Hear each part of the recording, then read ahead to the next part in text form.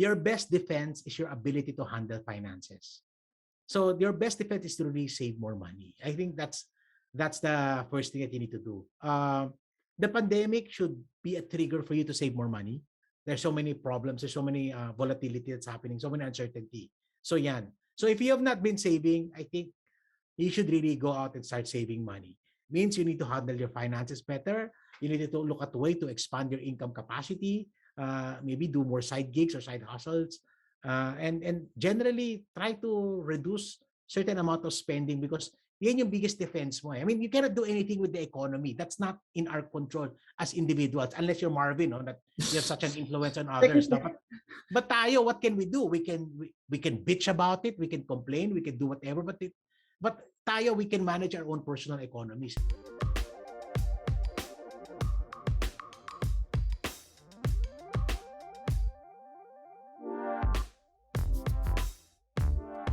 Okay, number one, you should know what you're getting into. I mean, I got into crypto knowing how volatile it is. And it was not the first time it crashed. It actually, we use the word crash, no? It's not the first time that they move like this. In fact, you can see a seasonal movement of those things. So parang I already knew that's coming in. Okay? I still went into medyo on the high side because I didn't know what's gonna come in. But also, I needed to know how to react when the market came down. So, yung initial ko, when the market came down, instead of worrying about it, I looked at it as, opportunity for me to, kasi na-miss out ko ngayon last year. It was, it was really been a great time to come in last year. Like, just imagine mo how many multi-millions Marvin has now, no? So, Now, I want to transition to the next topic with this. Are you getting into Bitcoin because you're a bit fearful also about the Philippine economy or not really? My answer is yes and no. Okay. I think not just the Philippine economy, but a lot of things are happening right now that makes you think. I mean, the pandemic is really the black swan of black swans. So parang gano'n na point mo, no? So that's what's happening. And then the global change that's happening right now. The way economies are being managed, it's, my background's economics. So the way I see economies being managed, it kind of scares me a little bit, no? Ballooning debt, unsecured and all these things. Parang point. So I got into crypto in general because I need to have some form of a hedge. And traditionally, the hedge in the Philippines would be real estate. I mean, that's your traditional hedge. But I also saw it that, ang hirap din pumasok sa real estate, ang mahal-mahal, hindi mo rin mabili. Laki-laki pa ng carrying cost. So, I wanted to have a hedge where I can get into. A little worst comes to worst. As in, the worst happened, I want to be able to be protected a little bit. So, that's me coming in. Well, I'm still bullish, generally speaking. I really pray that we elect the right leaders next election because we know pag hindi okay ang leadership, it's really gonna affect the economy. Marvin, prior to this all what happened to us, I was interviewed and sagot ko kasi sabi nila we're not very happy with how the economy is happening. Sabi ko, don't worry. One administration cannot undo many years of growth. And I was wrong. I was wrong. So okay, now came to think of that, I need to redefine what diversification is for me. So I also got into global, moving out of the Philippines also, that's one. And I got into also crypto, that's a second one. So I still do a lot of equities, mutual funds, index funds, and property. Pero hindi ko na pwedeng hindi tingnan yung, global, positioning global, and also for the crypto, which is also another global thing. So, ganyan nangyari sa akin. So, worst case scenario, if things does not recover, things got worse, I'm not gonna go hungry. I mean, I hope, that's one.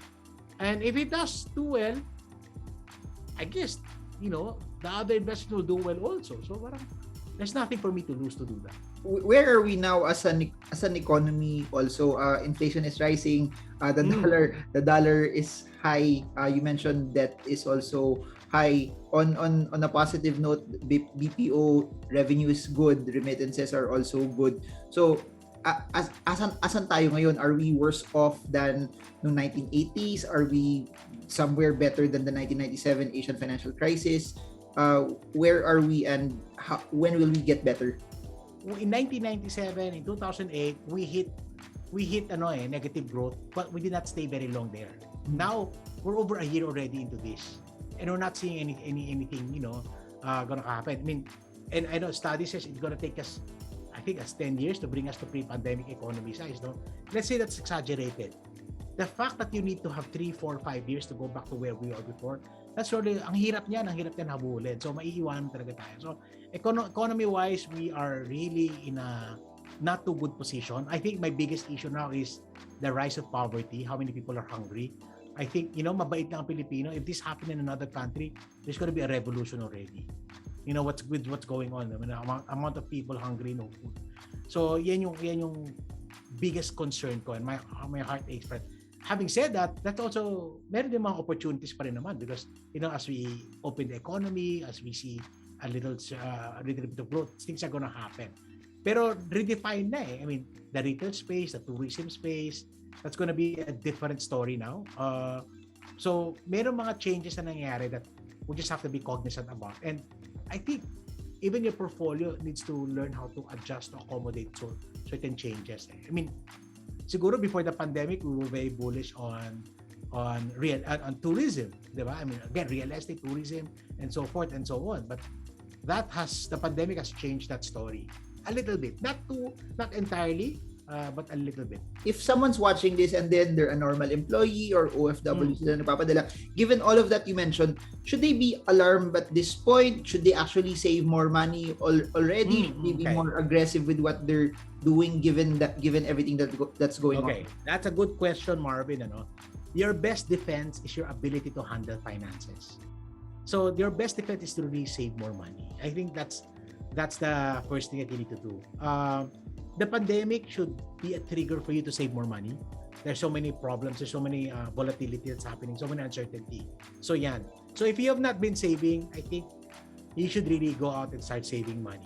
Means you need to handle your finances better. You need to look at a way to expand your income capacity. Maybe do more side gigs or side hustles. And generally try to reduce certain amount of spending, because yan yung biggest defense mo. I mean, you cannot do anything with the economy. That's not in our control as individuals, unless you're Marvin, that you have such an influence on others. But tayo, what can we do? We can bitch about it, we can complain, we can do whatever, but tayo, we can manage our own personal economies. So again, you start being defensive. May savings ka, may insurance ka. Okay? And then eventually, nag-i-invest ka na. Okay? Yung investment mo, do it wisely. I mean, do it properly. Create a proper portfolio that take advantage of certain things. That's your best defense. So if the economy does well, wow, you're gonna benefit from that change. If the economy doesn't well, then you still have protection. Diba? I mean, pwede kang may pagkukuhaan ka ng pera pag may nangyari. So I think that's what my general, which pandemic or no pandemic, that's what we're supposed to be doing. But the pandemic siguro highlighted the need and importance and the gravity of why we need to do that. Now, I want to say something interesting. You made a very good point na okay, wala naman tayong magagawa dun sa inflation but I want to ask this question. Meron naman tayong magagawa in the next few months. An election is coming, and I have two questions. If you would want to paint a picture of who do you think will be the best president that will help this economy move forward, number one. And number two, may impact ba talaga yung election sa economy natin next year? I think, number one, tayo mga Pilipino, we should learn how to elect better. We should stop electing people that are really not gonna do anything for us. I think, siguro, ang call ko is, let's be more discerning, mag-research tayo a little bit, wag lang kung ano makita mo. I mean, stop believing fake news, stop believing revisionist agendas. I mean, really a little bit of research can tell you to do that, no? So number one, I'm not here to change opinions, kasi alam mo what Marvin's opinion, you cannot change who I'm gonna vote for. The way you say I cannot change who you're gonna vote for. I mean, that's the first. We need to have respect. That's the beauty of democracy. I mean, we're gonna make it work regardless of who we elect. I mean, ngayon mag-aaway-aaway tayo, pero diba, we need to stand for whoever the leader is afterwards. I experienced the martial law, I experienced EDSA revolution. And contrary to hindi po kami magkaedad ni Marvin. So I'm okay, just 20 plus, mga 17 years siguro. Okay, just to put that in, I experienced that. I saw the hardship, I saw the difficulty, I saw how I've seen crazy inflation, Last night I was with our friend Rex Mendoza, di ba? Nagwawala tayo 4.9. Kami naka-experience kami ng 20+% na inflation. So in our lives, no? So 30% pa yata yun. So that's something that we need to understand. Kawawa ang next admin, mamanahin niya lahat ng problema na to. Okay? One, it's caused by pandemic, and number two, it's caused by misfires. I call it misfires. I think this administration misfired in many things. They did great things. Build was great. Infra was great. But there's certain things that they missed. They mishandled. Our health crisis is really a big problem. So for me, it's mishandled. So kailangan mo i-undo yan. Diba? I think moving forward, hindi natin pwede pabayaan yung health industry na health sector natin. Kasi clearly, diba, undeveloped siya. The way we're doing it, we're clearly the limitations of PhilHealth and stuff. I know people who own hospitals, they're really, getting into bankruptcy because of this health. Ironically, imbes na kumita sila, hindi sila kumikita, no? Because they haven't been paid by PhilHealth. So yung mga ganon situations. So that's what we need to worry about. Parang how do you paint it? What would be a good president for the economy? A good president in the economy is somebody who will stick to the rule of law. Somebody who would not get in. Well, number one, kasi one of the biggest problems in running an economy is yung competitiveness. If you favor one group or one over the others, you will rig the biddings and all these things. You're really gonna ruin the economy for the long term. So, a government should be staying out of that. Government should let business run its true course. Hindi naman to the point na totally laissez-faire, no? But at least, diba, on that point, you just have to do that. But when the government comes in and saying that, yung tubig, hindi nyo kaya gawin yan, I will take over. Those things are wrong signals that you're showing. Remember, businesses have to make money. That's not something you understand. But they have to also provide the service for the nation. So you have to let businesses run its true course. That's one. So any government that will favor one over the other, and that's going to have a problem. Next, I don't like government when they get into things that, oy, kalabang kita, isara tong ABS-CBN kasi hindi ganito. That's not going to be good for the economy in general. How many people are employed, and it's also showing the wrong signals. Okay, so those are my issues with this current government, diba? They did great things. Don't get me wrong, okay, magalit sa akin. I love the build. Certain things that are moved on a little bit. Kahit na paano, diba, nag-improve yung ating mga internet and stuff like that. So those are good. But there are certain things that needs to be corrected. So mamanahin yan the next admin. So first, regardless of who you're gonna vote for, you need to pray for the next president. Ang hirap ng trabaho niyan. Okay? So kawawa yung next president because you need to undo many things to get it back to normal. So that's one. Elections will have an impact. Maybe will not have any impact in the stock market at that particular time. In fact, it might even grow, right? As we have experienced, that's going to happen. But long term, I think more than the stock market is not an indication of how the economy is doing. Okay? It is, number one, forward thinking. It is discounted. It is a way for you to participate, but that does not dictate what the real standing of the economy is. What the GDP, the GNI, diba? Debt to rate. Those are all data that really tells you what. And sa akin lalo na yung equitable distribution of income. That's for me the biggest issue, no? That's something that needs to be corrected. And hindi madali yan.